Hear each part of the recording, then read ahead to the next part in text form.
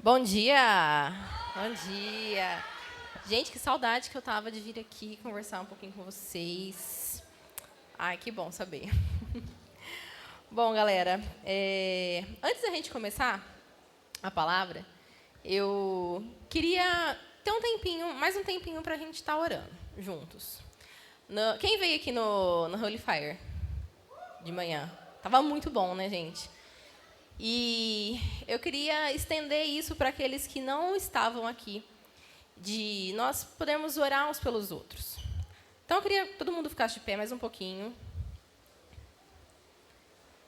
E se você que está aí tem alguma necessidade de oração, alguma coisa que você está passando durante essa semana, alguma enfermidade, enfim, algum problema que você esteja passando durante esses dias, queria que você levantasse a mão e o seu amigo que está aí do lado vai orar por você. Agora. Amém? Se você vê uma pessoa aí do seu lado com a mão levantada, ora por ela.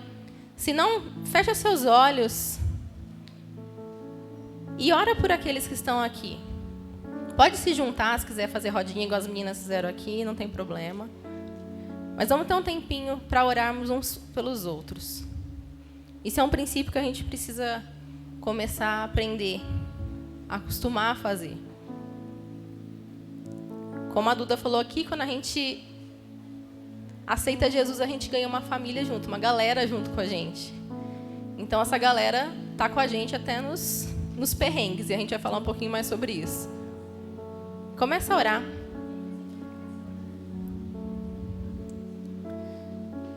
Amém, Jesus. Nós nos apresentamos, Pai, mais uma vez nessa manhã, Deus. Colocamos as nossas necessidades agora diante do Senhor. Deus, nós queremos limpar os nossos corações de toda a preocupação, de todas as inseguranças, de todos os medos agora, Pai. Em nome de Jesus, Senhor, apresentamos aquilo que tem nos preocupado diante do Senhor, Deus. E pedimos que o Senhor, Deus, traga paz sobre os nossos corações. Pedimos que o Senhor, Deus, venha nos ajudar, Deus, a entendermos. Que o Senhor venha intervir, Deus, nas situações que são naturalmente impossíveis de serem resolvidas, Deus. Espírito Santo, vem agora com cura para aqueles que estão doentes ou para aqueles que deixaram alguém em casa doentes. Deus, em nome de Jesus, nós cremos, Deus, no seu poder. Deus, nós cremos, Deus, que o Senhor pode todas as coisas. E nós nos apegamos à tua palavra agora, Pai. Jesus, venha sobre nós. Que os nossos olhos, Senhor, que o nosso coração agora esteja completamente voltado para ti. Deus, que os nossos ouvidos estejam abertos para ouvir a tua palavra, para entender aquilo que o teu Espírito quer falar conosco, com cada um de nós individualmente, nas nossas necessidades individuais, Pai, em nome de Jesus. Nós consagramos esse tempo diante do Senhor, Pai, e pedimos, Espírito Santo, continua fazendo, continua falando, continua movendo no nosso meio. Senhor, tem liberdade aqui, Pai. Nós declaramos que esse ambiente é do Senhor. Sabemos que o Senhor está aqui muito antes de nós, Deus, mas nós te pedimos, continua, Senhor. Continua fazendo aquilo que só o Senhor pode fazer, Pai. Em nome de Jesus. Amém? Amém. Amém.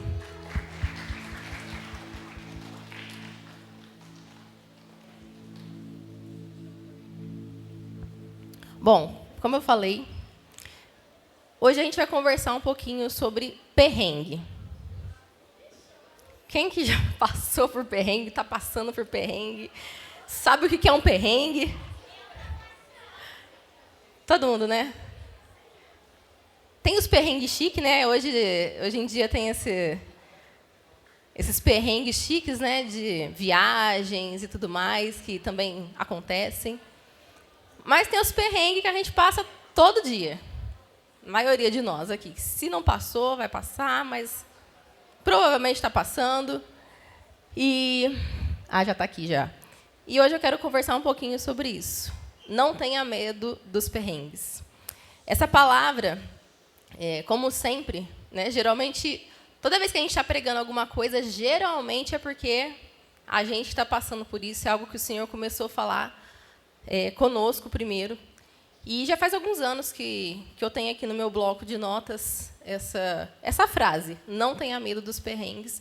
E durante a Conf, o Senhor começou a trazer isso de novo no meu coração, e eu senti que era para hoje, para esse tempo, para vocês, para nós. E no decorrer da palavra eu vou contar um pouquinho do meu perrengue, do porquê que o Senhor começou a falar isso comigo. E para a gente entender um pouquinho melhor, quando eu estava refletindo sobre esse tema, né, sobre essa frase, o Senhor também me levou à história de um cara da palavra que eu admiro muito ele, e que ele passou, assim, um dos maiores perrengues da vida. Tem vários, né, gente? Na Bíblia está cheio de perrengue também, tá? Mas esse cara manteve o coração dele fiel até o final, até o fim do perrengue.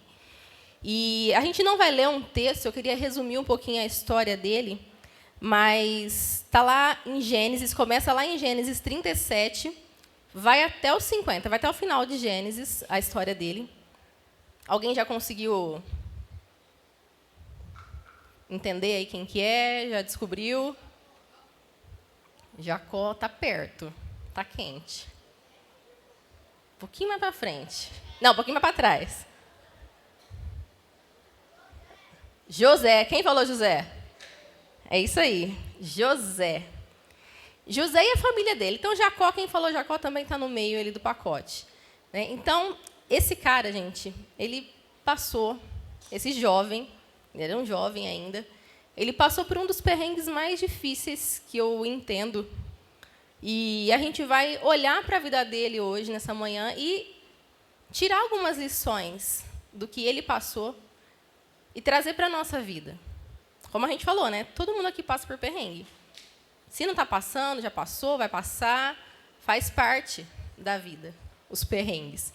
Mas a forma com que a gente deixa com que esses perrengues, ou seja, esses problemas, essas dificuldades, esses BO que acontecem na nossa vida, como a gente reage a eles, que é o que realmente vai contar. Porque a palavra de Deus fala que nós teríamos aflições. Jesus deixou isso claro. Isso não é nenhuma novidade, isso não é porque eu me converti, porque eu aceitei Jesus, que beleza, que eu conheço a Deus, minha vida vai ser um mar de rosas, não vai acontecer nada. Né? Vou viver na Disney todos os dias e está tudo certo. A gente sabe que não é assim. E, resumindo um pouquinho a história de José, né, da família dele. José, ele é filho de Jacó, um filho que foi muito esperado, principalmente porque a sua mãe não podia engravidar, então ele foi um milagre ali na família dele, apesar dos outros irmãos que ele tinha. José foi um filho muito esperado, porque ele era filho da esposa que Jacó era apaixonado. O cara trabalhou 14 anos por aquela mulher, ele amava ela, e nasceu José. E José era o filho preferido. Né? José era o queridinho do papai, era aquele que os irmãos tinham inveja. E, num determinado momento, exatamente por conta disso, ele foi vendido como escravo para o Egito. E, daí em diante, a vida dele começou a acontecer vários perrengues. Né? José começou a passar por vários perrengues ali.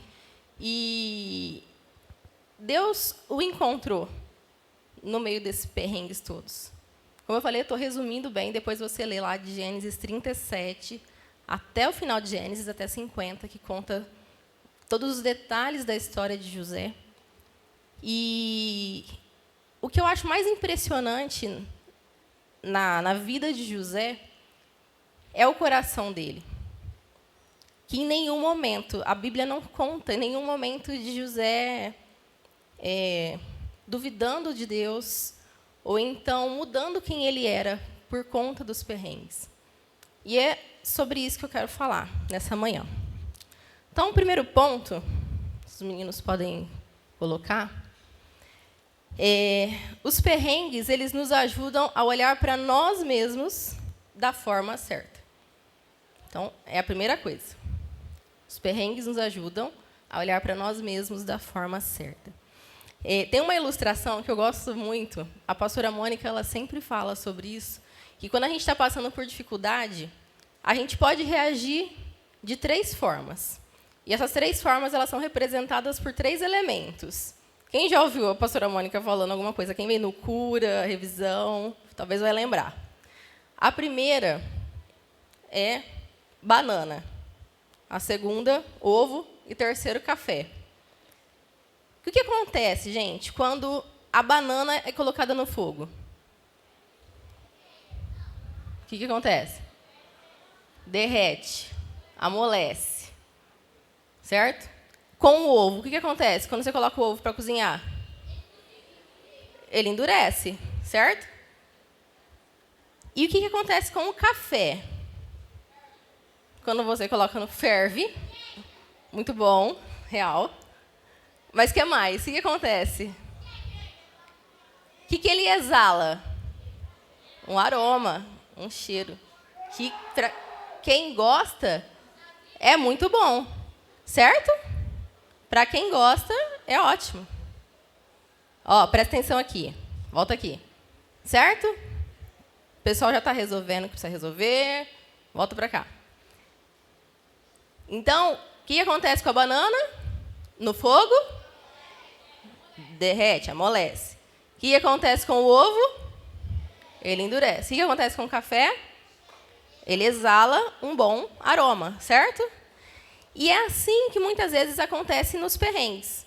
Quando a gente está passando por uma situação difícil na nossa vida, a gente vai produzir alguma coisa, certo?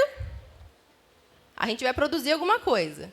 Se a gente for igual uma banana, o que vai acontecer? A gente vai derreter, a gente não vai aguentar, a gente vai desistir, a gente não vai querer fazer mais nada. Se for igual o ovo, o que acontece? A gente vai endurecer, a gente vai ficar desconfiado de todo mundo, a gente não vai querer fazer nada, a gente não vai confiar mais no Senhor. E o que acontece se a gente for como o café? A gente vai exalar o melhor de nós.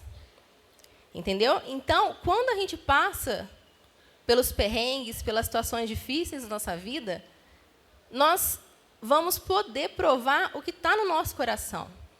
A gente vai poder demonstrar para Deus, Deus, é isso aqui que está no meu coração.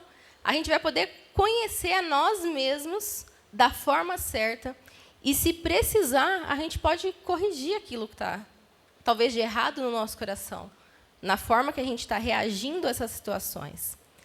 Então, eles são uma oportunidade para a gente provar realmente como está o nosso coração através das nossas reações. Se eu só fico murmurando, ou se eu vou para a presença de Deus. Existem formas da gente agir quando a gente passa por perrengue. E se a gente aprender a usar eles como uma oportunidade para deixar Deus trabalhar na nossa vida, isso tudo de ruim vai extrair o melhor de nós, e não o pior. Um pouquinho mais à frente a gente vai falar sobre isso, mas quando a gente passa por situações assim, não é porque Deus quer ver a gente sofrer, Deus não se agrada disso. Mas a gente pode pegar essas oportunidades e deixar Deus extrair o melhor de nós. Ó, lá em Tiago 1, 2, quem está com a Bíblia aí, fala assim, ó, Tiago 1, versículo 2. Meus irmãos, tenham por motivo de grande alegria o fato de passarem por várias provações, sabendo que a provação da fé que vocês têm produz o quê? Perseverança. Estão com a Bíblia aí? Vão acompanhando. Ora, a perseverança deve ter ação completa, para que vocês sejam perfeitos e íntegros, sem que lhes falte nada. Então, o que esse texto de Tiago fala? 3 coisas que os perrengues, as provações, elas produzem na nossa vida. Qual que é a primeira coisa aí?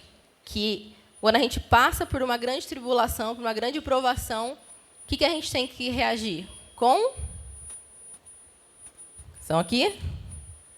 Com alegria. É a primeira coisa, está em Tiago 1. Com alegria. A segunda, com perseverança. E a terceira é com integridade. Ou seja, fala aqui sobre nós sermos íntegros. E integridade é você ser inteiro. Você ser completo, sincero, sem... não tem meio termo. Eu sou essa pessoa. É integridade. Certo? Ser completo, ser íntegro. Então, as provações, elas vão produzir em nós, elas devem produzir em nós isso. Então, o fato de eu estar passando por alguma provação, alguma tribulação, algum perrengue, deve gerar em mim alegria. Porque eu sei que depois disso tudo, por conta dessa tribulação, por causa da tribulação, eu vou ficar mais perseverante e eu vou ficar mais íntegro. Eu vou deixar Deus trabalhar em mim. Então, é por isso a alegria. A alegria não é porque eu estou passando pelo perrengue. Nossa, Deus, obrigada, porque meu pai perdeu o emprego. Valeu, estou super feliz. Não, não é isso. A alegria é porque o Senhor está permitindo que eu passe por isso para que algo de bom seja extraído de mim. Para que algo bom saia disso tudo. E aí é onde entra a perseverança. Ou seja, eu vou continuar persistindo porque eu sei que eu estou passando por isso, porque Deus quer fazer algo na minha vida. Como eu falei para vocês no começo, geralmente quando a gente prega, né, os pregadores, a galera que prega sabe muito bem disso, geralmente a gente está pregando algo que Deus começou a trabalhar em nós. E o tema, não tenha medo dos perrengues, foi algo que Deus trabalhou em mim. Eu sempre tive muito medo, gente, de passar por algum problema. Eu sou convertida desde sempre, desde pequena, desde bem mais novinha do que vocês. Cresci na igreja, mas eu tinha medo.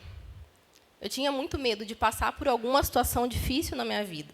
E eu lembro de sempre orar, como eu falei, eu cresci na igreja, então a gente aprende a orar desde pequeno, não é? Quem aqui cresceu na igreja igual eu? Você aprende, né? Antes de dormir, vamos orar, vamos ler a Bíblia e tal. E eu sempre ia orar antes de dormir e pedia, Deus, não deixa que nada de ruim aconteça. Não estou falando que a gente não possa fazer isso, viu, gente? Mas isso sempre foi um medo que eu tinha, de passar por alguma situação difícil na minha vida. E uns 4 anos atrás, mais ou menos, eu e Danilo, a gente passou por um perrengue. Né? Eu já era adulta, casada, fazia 5 anos que eu era casada já. E a gente passou por uma situação muito difícil para nós. A gente vinha vindo, na verdade, de alguns perrengues. Só para resumir um pouquinho para vocês, os meus avós, a minha avó e o meu avô, que eram os pais da minha mãe, eles faleceram em menos de 2 meses, os dois. Tipo assim, morreu minha avó, 2 meses depois faleceu meu avô. E nisso eles já estavam vindo de uma situação de enfermidade e tal. Então, assim, a gente já estava passando por várias lutas. A gente estava passando também por algumas lutas financeiras em casa, eu e Danilo. E, assim, estava acontecendo, um perrengue atrás do outro. Aí, acabou o ano, né? Acabou o ano de 2018. Aí pensei, né? Beleza, acho que agora acabou, né? Não pode acontecer mais nada. Aí, janeiro de 2019, o que aconteceu?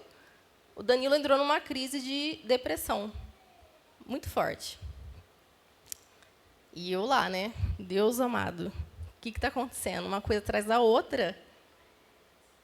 E eu lembro que esse foi um período... Deus restaurou, Deus fez várias coisas na nossa vida nesse tempo. Mas foi um período onde eu pude provar o meu coração diante de Deus. De ver quem era Deus na minha vida. Quem realmente era o Deus para mim, para Camila. E eu tive que deixar Deus usar tudo isso que estava acontecendo, uma coisa atrás da outra, e não parava de acontecer coisa ruim, para que o meu coração fosse trabalhado. Por mais que não fossem coisas diretamente assim na minha pessoa, vamos dizer, mas estavam ao meu redor, pessoas que eu amava, estavam acontecendo e eu fiquei completamente impotente. Era isso que eu me sentia. O que eu faço? Eu não sabia o que fazer. Diante de tanta coisa, uma coisa acontecendo atrás da outra. E eu lembro que o Senhor começou a trabalhar em mim, trabalhar o meu coração, trabalhar a minha fé, trabalhar os meus medos. E eu descobri, no meio disso tudo, que no Senhor eu conseguia. Como eu falei para vocês, eu tinha medo de passar por alguma situação difícil. Eu tinha medo. E eu tinha medo. Não que eu queira, viu, gente? Quero não. Estou bem, não quero passar por situação difícil, não. Mas se acontecer, hoje eu sei que com o Senhor na minha vida, eu consigo passar por qualquer situação. Porque Ele é suficiente para mim. Daqui a pouco eu entro nesse ponto, que eu já estou entrando no ponto 2 já. Só para terminar aqui. Então, as situações difíceis, elas mostram como estão o nosso coração. E elas servem para extrair aquilo que há de melhor em nós, e não de pior. Como eu falei, a gente tem a oportunidade de reagir de várias formas. Mas a forma que o Senhor ele espera que a gente reaja é com alegria, com perseverança, e que isso gere integridade em nós. Ou seja, que a gente fique mais apurado, que a gente fique mais santo, que a gente fique com mais fé. Amém? Deus não faz isso para o nosso mal. Deus não permite essas coisas para o nosso mal. Mas para que a gente possa olhar para nós mesmos e alinhar aquilo que está dentro de nós. José, como eu falei, né, a gente está falando de José. A identidade de José, quem ele era, nunca foi abalada em nenhum momento de todos os perrengues que ele passou. Na inveja dos irmãos dele, quando ele foi vendido pelos irmãos dele, gente. Todos os irmãos dele, os 10 irmãos dele, não gostavam dele. Venderam ele. Queriam matar, né? Para começar, eles queriam matar. Aí, pela graça de Deus, teve um que falou, olha, ele é nosso irmão, né? Se liga, né? Não pode matar ele. Aí falaram, então tiveram uma outra brilhante ideia. Vamos vender ele, então, lá para o Egito. Vamos mandar ele embora, porque a gente não aguenta mais esse cara aqui em casa. Ele é muito chato, ele fica dedurando a gente para o nosso pai, e o nosso pai ama muito ele, então, ele indo embora, né? Quem sabe a atenção vem para nós. Venderam, ele foi escravo, se tornou escravo. E por conta do coração dele, ele se tornou o principal lá da casa de Potifar. Ele era o assessor, o secretário lá de Potifar. Ele que tinha acesso a tudo. E Deus prosperou ele como escravo, porque o coração dele, mesmo passando por aquele... Gente, ele estava fora da cultura dele, ele estava fora da família dele, ele não... Ninguém sabia, o pai dele não sabia onde ele estava, melhor, o pai dele achava que ele estava morto. Ele estava longe da família, de tudo que ele conhecia. E Deus começou a prosperar ele mesmo naquele lugar. Porque o coração dele não mudou. José, ele sabia quem ele era, mesmo não estando no meio da família dele. Depois, a esposa do chefe dele gostou dele. Rapaz bonito, né? Acho que eu quero esse rapaz. Tentou forçar algo ali com José. José escapou, porque, como a gente falou, José ele sabia quem ele era. Ele não negociava. E aí, foi preso injustamente. Então, de escravo, piorou. Ele se tornou um prisioneiro, injustamente. E o que aconteceu ali na prisão? José começou a reclamar? Hein? Não. José se tornou o secretário lá, o auxiliar do carcereiro. Tá vendo? Independente do perrengue que José passava, sempre o melhor dele era extraído. Sempre ele conseguia, de alguma forma, fazer com que aquele ambiente que ele estava se tornasse o melhor. Então, ele cuidava dos presos. E ele estava injustamente ali. José teria todos os motivos para reclamar, para não querer fazer mais nada, enfim, para continuar sofrendo ali, mas o coração dele se mantinha no mesmo lugar. Ele não mudava quem ele era. Então, José, diante da tentação que ele passou, ele não cedeu. Diante da injustiça que ele passou, ele continuou sendo justo. Foram injustos com ele.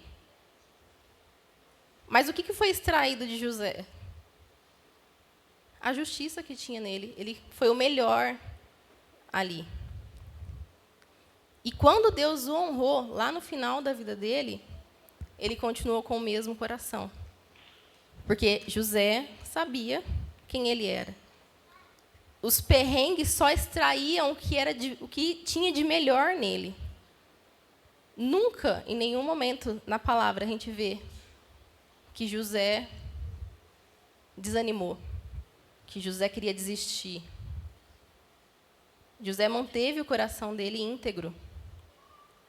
José manteve, não fala claramente a palavra, mas ele manteve a alegria, ele manteve a perseverança. E a integridade mostra claramente a palavra sobre isso. Então, gente, repetindo, os perrengues, eles servem para extrair o que há de melhor em nós e para mostrar como está o nosso coração.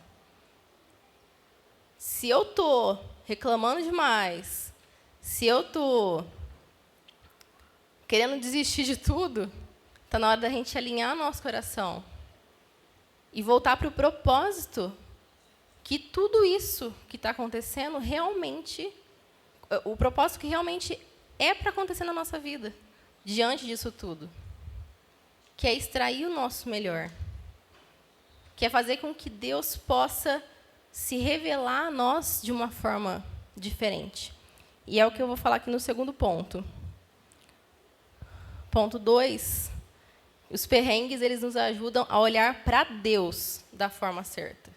Então, primeiro, olhar para nós da forma correta, da forma certa. Segundo, olhar para Deus da forma certa. Como eu estava falando para vocês, quando a gente estava passando por tudo isso, eu lembro que uma das coisas que eu tive, uma das experiências mais fortes que eu tive, mais marcantes que eu tive com Deus, foi que eu comecei a ver Deus como a suficiência da minha vida. Como eu falei, eu tinha medo de passar por problemas, eu tinha medo de passar por situações difíceis, eu tinha medo das perdas, e eu passei por situações que eu jamais pensei que eu iria passar. E, nisso tudo, eu comecei a ver a suficiência de Deus. Essa foi uma experiência que eu tive. E eu comecei a olhar para Deus de uma forma que eu nunca tinha visto antes de passar por tudo aquilo. Eu nunca tinha conhecido a Deus daquela forma. Deus sempre foi suficiente, mas eu não conseguia ver. Só que o perrengue que eu passei fez com que eu conseguisse olhar para Deus da forma certa. E, no caso, para mim, foi como o suficiente.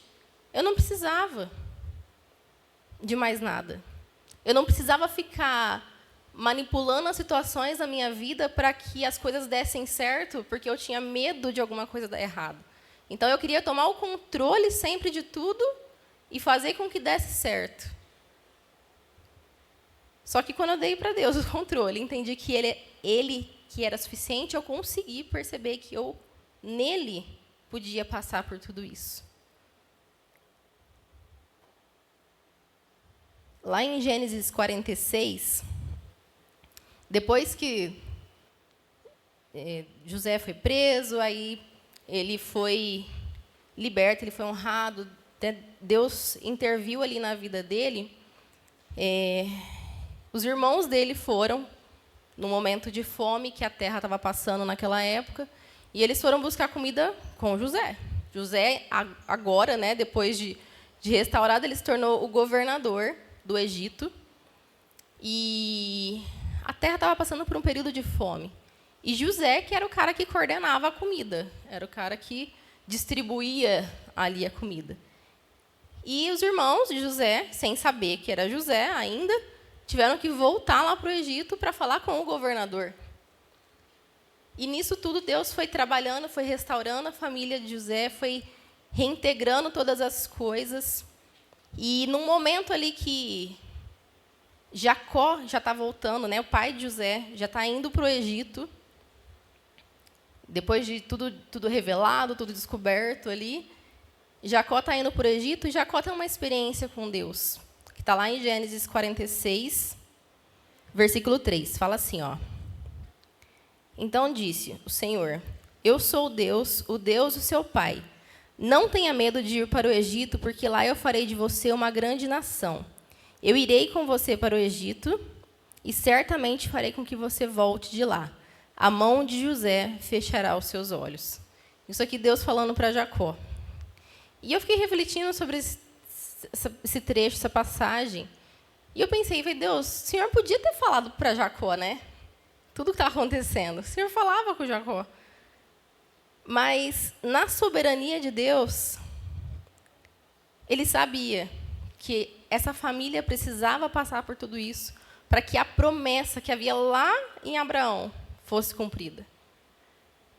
Todo o perrengue que José passou, que a família dele passou, toda essa situação que eles passaram, tudo isso estava culminando para que a promessa de Deus se cumprisse. E na soberania de Deus, tudo se encaixou depois. Tudo fez sentido. Até então não fazia sentido nenhum, gente, tudo isso. Nada fazia sentido. Por que tudo isso? Por que José, sendo um filho tão bom, um servo de Deus tão bom, por que ele passou por tudo isso? Por que Jacó passou por isso? E pensa, gente, não foi só José. O pai dele também. Jacó também sofreu por isso. Mas Deus, na soberania dele, como eu falei, precisou trabalhar nessa família para que eles pudessem se tornar realmente a família da promessa. Para que a promessa realmente começasse a se cumprir na vida deles.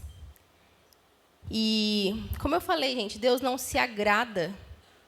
A gente não pode em nenhum momento pensar que Deus se agrada de nos ver sofrendo. Deus não se agrada disso, a própria palavra fala isso. Lá em Lamentações 3, 31, fala assim, 31 a 33. Porque o Senhor não o despreza para sempre. Embora ele traga tristeza, mostrará compaixão, tão grande é o seu amor infalível. Porque não é do seu agrado trazer aflição e tristeza aos filhos dos homens. Não é. Deus não se agrada disso. Ele vai vir. Se você está passando por alguma situação difícil na sua vida, sejam situações externas ou situações internas, que você não está conseguindo ver a mão de Deus nisso, creia, pela palavra de Deus, que isso tudo vai se abreviar. Uma hora vai passar, porque Deus não se agrada de nos ver sofrer. Mas Ele tem um propósito nisso tudo.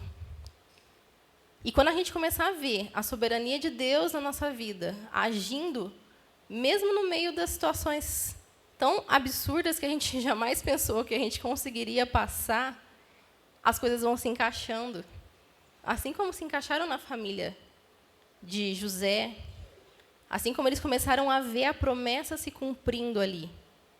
Era ali que a promessa iria se cumprir. Era no Egito, era naquele momento. Era para aquela hora que José estava ali.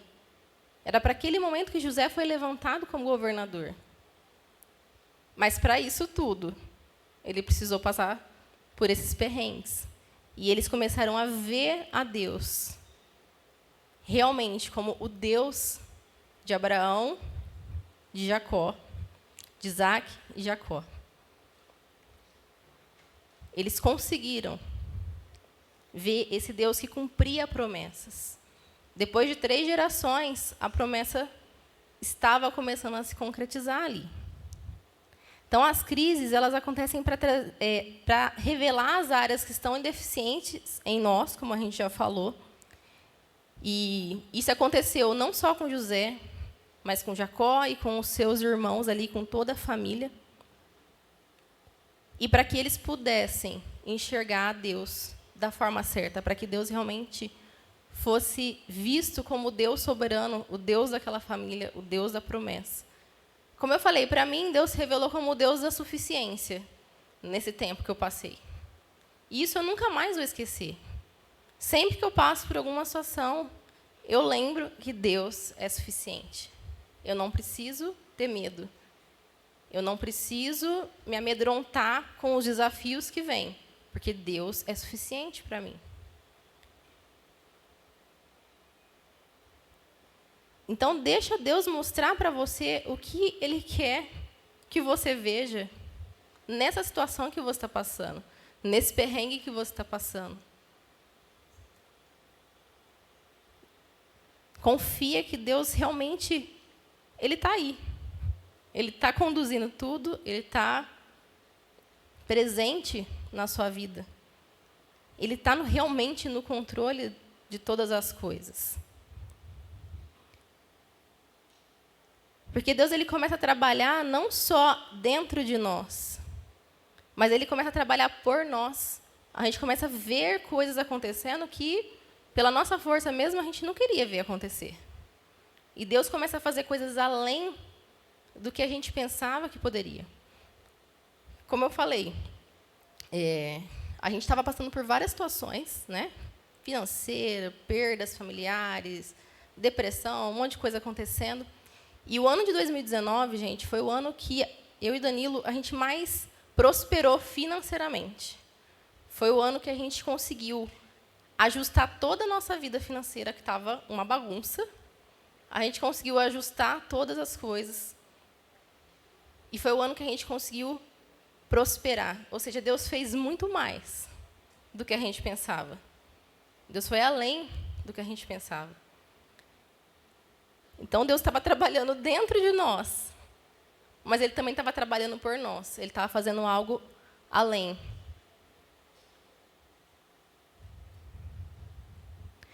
Gênesis 50, 20, fala assim: vocês, na verdade, isso aqui é José falando, vocês, na verdade, planejaram o mal contra mim, porém Deus o tornou em bem, para fazer, como estão vendo agora, que se conserve a vida de muita gente. Olha qual foi o pensamento de José no final de tudo. Isso aqui é José falando para os irmãos dele, para eles não terem medo, que ele não ia fazer nada de mal com eles, porque ele tinha entendido o propósito. Porque os irmãos, nesse momento aqui, Jacó tinha falecido, Jacó tinha morrido, e os irmãos de José pensaram assim: agora o nosso pai morreu, agora José, vai cair a ficha de José, o que a gente fez com ele. Ele vai mandar matar a gente. E aí José fala isso para eles: não se preocupem com isso. Eu não vou fazer nada com vocês. Eu entendi por que Deus permitiu que eu fosse vendido, que eu me tornasse escravo, que eu me tornasse um prisioneiro. Eu entendi. Não foi só para que a gente pudesse estar aqui, mas para que se preservasse a vida de muita gente. Muita gente foi abençoada por conta de José. E José entendeu isso. E, por último, bem rapidinho, para a gente finalizar, o terceiro, os perrengues eles nos ajudam a colocar o nosso olhar na eternidade. José, uma das coisas assim, que eu acho demais também na história de José, é que José ele não tinha um olhar só para o que estava acontecendo ali. José ele tinha um olhar para além. Até além da vida dele. Ele não estava olhando só para aquela situação. Todo o perrengue que ele passou, todas as situações difíceis que ele passou, fez com que ele tivesse um olhar para o futuro. E um futuro que ele mesmo, no caso, nem veria. Um futuro que estava além dele. Ele pede para os filhos de Israel, né, fala na palavra, que quando ele morresse, ele sabia que ele ia morrer ali no Egito. E ele pedia que quando ele morresse, ele pediu para que quando ele morresse, os ossos dele fossem levados de volta para a terra deles. Porque ele sabia, José tinha certeza que eles iriam voltar. Eles estavam vivendo ali no Egito, mas o Egito não era o lugar deles. O Egito não era a terra da promessa, não era onde eles iam cumprir tudo aquilo que Deus tinha para eles como família. E ele pede, quando vocês voltarem, levem os meus ossos junto. Ou seja, não deixa meus ossos aqui não, mesmo que eu morri, deixa eu ir junto para o cumprimento dessa promessa. Ou seja, tudo aquilo que José passou fez com que ele tivesse um olhar para além, atemporal. E nós também. Quando a gente entende que tudo isso que a gente passa aqui é para extrair o nosso melhor, é para a gente olhar a Deus da forma certa, mas é também para a gente colocar o nosso olhar além da terra. Não é só isso aqui, gente. A nossa vida não se resume a esse período que a gente passa aqui na terra. Nós que cremos na palavra, nós que cremos no Senhor, o nosso olhar tem que estar para a eternidade, para além. Então, se eu reagir somente pensando no agora, no aqui, na terra, não faz sentido nenhum tudo isso que a gente falou. Nossa, vou me alegrar nas tribulações. Que sentido que faz isso? Isso só faz sentido quando a gente entende que o nosso propósito não é só aqui na terra. Não é só para os tempos terrenos, mas é para além, é para a eternidade. É para um olhar muito além daqui.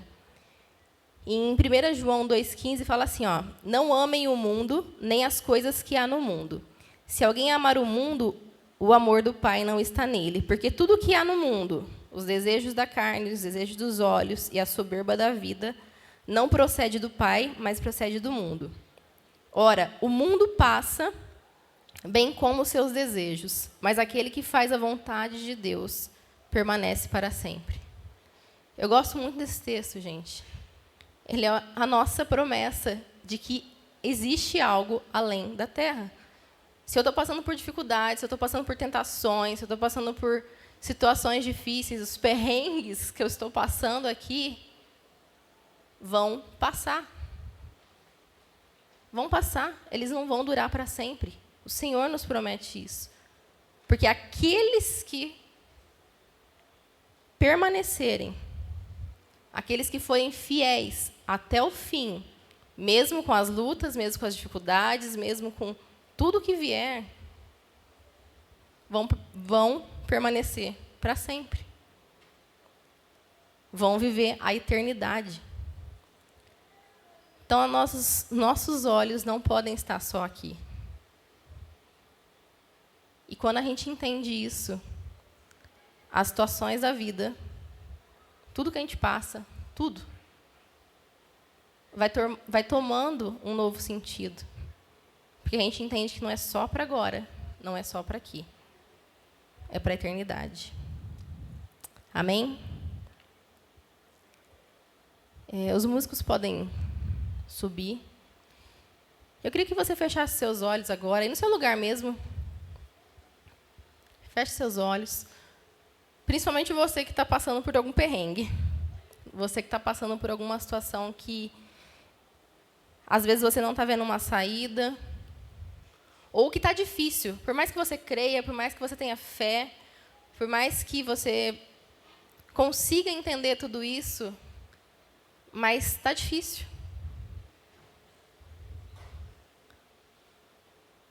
Deixa o Senhor mostrar o que Ele quer extrair de você. Talvez a murmuração, as reclamações tem te pegado. Você não tem conseguido olhar com olhos de fé para essa situação e você só tem reclamado. Ou se isso tem abalado a sua fé e não tem te deixado ver Deus como Ele realmente é. Soberano, suficiente, fiel, um Pai amoroso. Deixa Deus mostrar o que Ele quer, a forma que Ele quer que você o veja nessa situação. Ou então, se o Senhor Ele quer te apontar, se Ele quer que você coloque seus olhos para a eternidade, Ele quer que você tire seus olhos do terreno, do passageiro, do temporal, e coloque para além, para a eternidade.